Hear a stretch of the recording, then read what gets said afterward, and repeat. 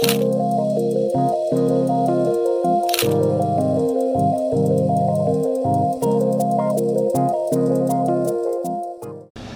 right, good morning, everybody. I think I finally got the mic issue fixed. Sorry, I'm not really much of a tech guru when it comes to the camera stuff, but today's a little bit different. Today was my buddy's birthday last night. I got a little bit of a walk in this morning with the pup, but it was a day off for training, so got to sleep in a little bit, woke up around 7, which is unusual for me, but it is a busy day today. It's a little bit of a different one. I'm heading out to one of our latest projects that we have coming to market. It's 39 units in Port Coquitlam, $25.5, $26 million sellout, give or take, something like that. So I wanted to chat about something that a lot of people, I feel like the more successful people I'm blessed to hang out with, I see it a trait amongst many. And to be honest, it's something that I always kind of battled. And that is, and I haven't. And it's understanding that the long-term picture, and I know I kind of goes against some of the things I've said before, as in, just focus on what you need to do today. That 100% applies, and I think too many people think about the long-term vision instead of what just needs to get done today. However, what you do today, don't always count and expect the return, reward, growth, finance, whatever it is, of that work you put in today. Okay, so understand, I genuinely believe some of the biggest companies, the most successful people, the people I've had a chance to hang out with that I want to emulate as much as possible, they're not always looking for the instant gratification for the work that they do today. So if you can learn to have that gratification from just doing the work instead of what you get in return, you're going to be tremendously happier in the long run. That's the first thing. And then the second thing is, I'll use this as an example, okay? I've had some business partners that they won't ever do something, what's the best way to put this? Not pro bono, because I'm not saying anything should be free, but they won't put the money out first. They won't invest into their business. They won't invest into their training. They won't invest into any of those because they're not seeing that reward or the return on that investment immediately. Whereas I see a lot of people throw, and like for example, one of my core businesses, I didn't take any money out of that for like 5 years. Right? All I did was pour the money back into it. Now, I mean, this is more of an in-depth conversation. You obviously need to have money to survive. You obviously need to be able to pay your bills, right? But it's extremely difficult when you see even levels of success where you could go buy, a Lamborghini or an exotic car or that nice Rolex you've always wanted. Or there's things that you could go indulge in because the cash flow may be there, and yet you put that off or reinvest that into a business so you can get to a higher level. It takes a different mindset, and it's very, very difficult. But if you look at anybody that's truly succeeded, and I mean like not 100K a year, 200K, $500,000, even $1 million a year. I'm talking about guys that are making 50 million, 100 million plus. These guys got to that point by sacrificing the small indulgences and the small satisfactions on the way to that point. Right? So it's just like training. It's just like everything else. Like you got to ask yourself, why are these crash diets so popular? It's because it actually is easier to starve yourself for 6 weeks and lose, 20 pounds and get this instant gratification than it is to eat properly, lose a pound a week for the next 20, 30, 40 weeks, you know what I mean? And actually transform your body and change your lifestyle. It's way harder to do that and be consistent with that than it is just to like fast for 5 days. I mean, during those 5 days it's tough, but you're also seeing the instant gratification during that process. And so it's one thing that I always try to tell myself is like, okay, I've had a great day, I've had a great business transaction, I've had a great month, I've had a great year, I've had a great whatever, right? But understand that is fleeting, So it's the accumulation of successes that get you to where you need to go. And what you do with those successes and how you reinvest that into yourself is just as important as the success itself. Because if you're cash flowing out at zero every single time because you get a win and then you just take that and party that, you're going to be on this roller coaster, right? So it's incredibly important to understand that obviously whatever we do, I'm not saying doing it pro bono, but think long term when it comes to the actual returns that you're getting off your business. I hope that kind of makes sense because still pretty early in the morning and I haven't been caffeined up enough, but it's one of the things that I've been truly thinking on a lot, because a lot of people are like, man, you need to pay yourself first, you need to do all that. And I don't disagree to a certain point, but the problem is when people go to pay themselves first, they go to increase their lifestyle first in most cases. And the reality is the lifestyle shouldn't change until you're at a point where the income is substantially higher than where your new lifestyle is. Instead of, oh, okay, I make 100 grand, I use 100 grand. I make $1 million, I use $1 million. Like, it should be, I make $1 million, I spend 100 grand. And once you get to that point, you're reinvesting that remainder into your business. That's when you start seeing massive jumps. That's when you start seeing not incremental bumps, massive leaps, both revenue, profitability, everything if you're doing it right. Anyways, just my 2 cents for now. Like I said, we're gonna head to the presentation center. I'll show you guys that a bit. And then from there, we got a boat launch party thing tonight and a couple other things. See you guys soon.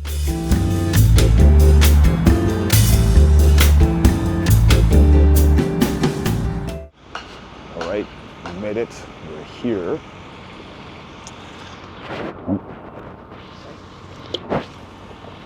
All right, we've made it. We are now here. I got a couple people parking in my spot. That's a big no-no, but anyways, as you can see, there's construction going on everywhere. So this city's called Port Coquitlam. It's been around forever. It's actually one of the older cities, but it is getting, hey boys! See a couple of the team. Anyways, it's getting actually pretty busy here. We got a lot of low rises that just got built. So for those of you that aren't familiar, low rise is basically anywhere between a 4-story to 6-story, more or less. So to give you a little glimpse of what this project looks like. So Tower 1 is already built. Tower 2 is what we're about to bring to market. Hey, look. It's a couple of the jokers. What's up, jokers? Anyways, all right, let's see if I can turn this around.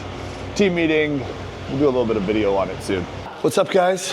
How's it going, boys and girls? Yeah. So we'll. What's up, man? Hey. I like how she goes, hey. All right, well, take a quick look here. So obviously, it's not really open yet. We don't open for. I think you're not supposed to date stuff on YouTube, but anyways, it is July 20-something today. Anyways, and the presentation center doesn't open. We're probably not going to open until mid-August for private client showings, and then first to second week of September. But yeah, nicely put together. Plans. Today we're going to talk about how we're going to sell all of them out in the first 30 days. Why? Because that's what we do. Who are you talking to? Myself. Who else? Talking to the YouTube world. You're messing with my algorithm. Do you? All you have to do is learn how to climb like a monkey. Yeah, the small one. The small one. Small one. This one? Yeah. You're No, fucking yeah, you full. have to zoom out. That's my. Can you use this? I'm gonna die. I'm holding my. I'll hold. Can I hold? Here. I'll hold your hand. Robin, stand on this. We're good. Woo! 15 years of MMA, that's what it gets you.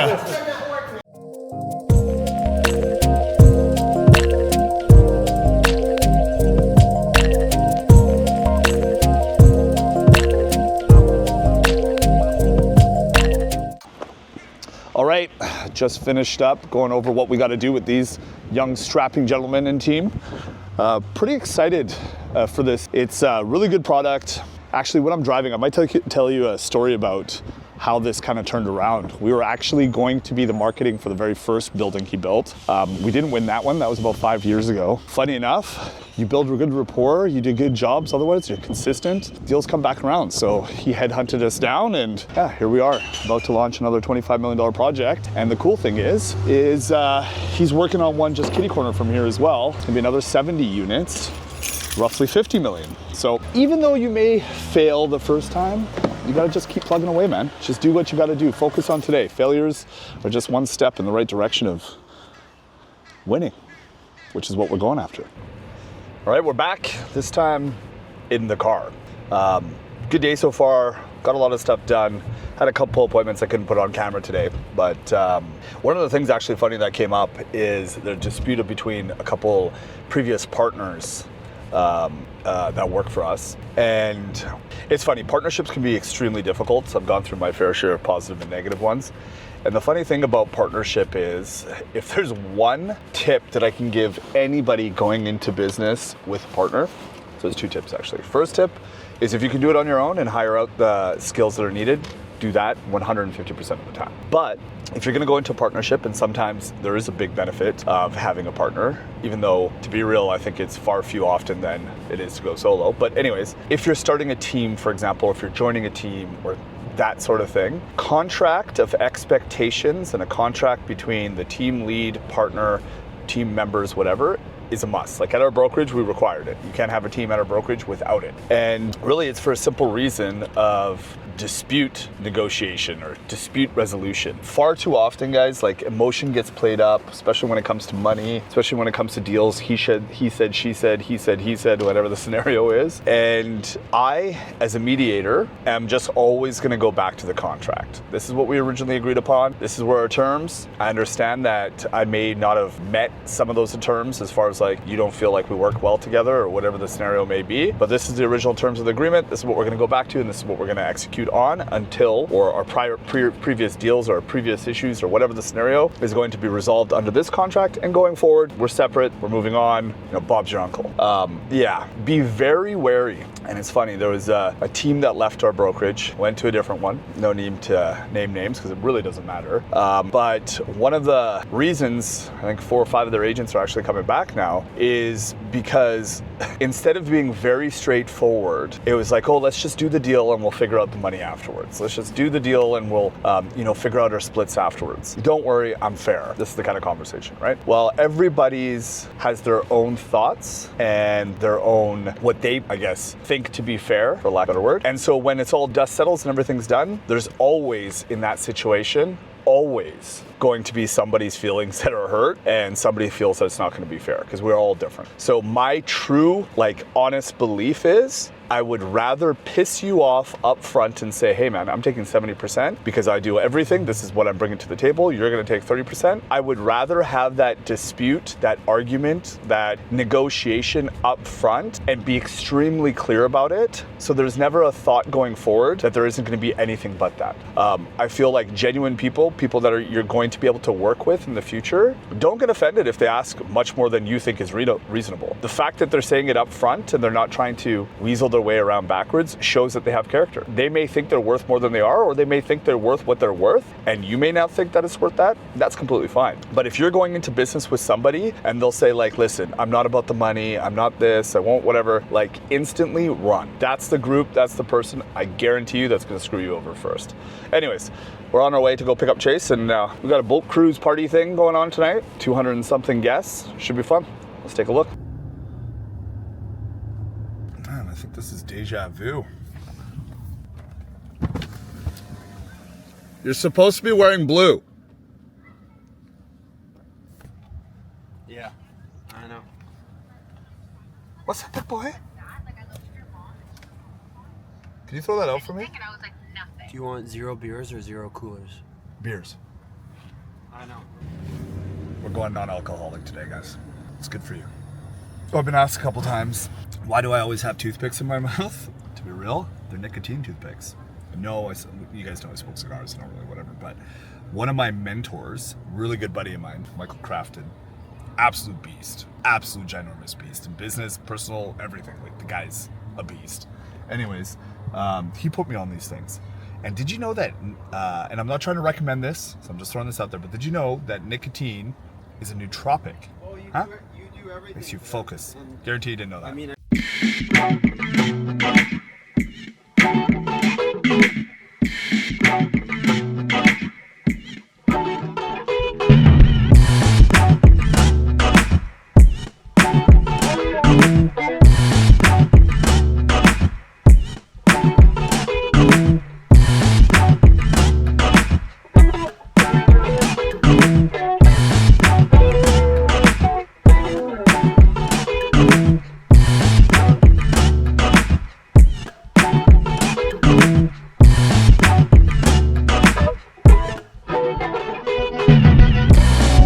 right, so long day today. As you guys saw from the beginning of the morning, closing my presentation center work, doing all the other jazz, to here, I'm gonna let Nick, behind the camera, show a bunch of the B-roll from today. But today's gonna be our first annual, what would you call this? Like a yacht, ship, ferry, whatever you wanna call it, Stonehouse event. So it's gonna be pretty fun.